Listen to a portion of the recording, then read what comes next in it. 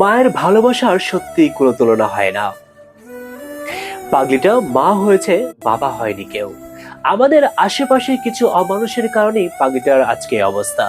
হঠাৎ করে 15 নম্বর ঘাট এলাকায় প্রথম ছবিতে থাকা অবস্থায় আতিয়ার রহমান সজল ভাই দৃষ্টিতে পড়লে তিনি 999 সহ বেশ কয়েকটা জায়গায় যোগাযোগের পর সিএনজি চালকদের সহায়তায় রোগীকে বাচ্চা সহ হাসপাতালে প্রেরণ করেন।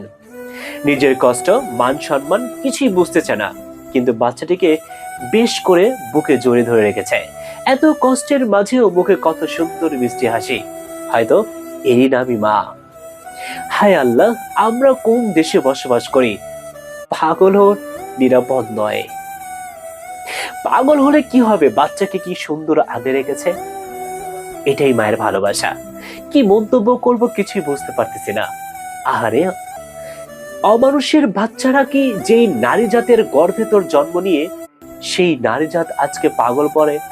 তোরা তার সাথে এত বড় অন্যায় কিভাবে করতে পারলি?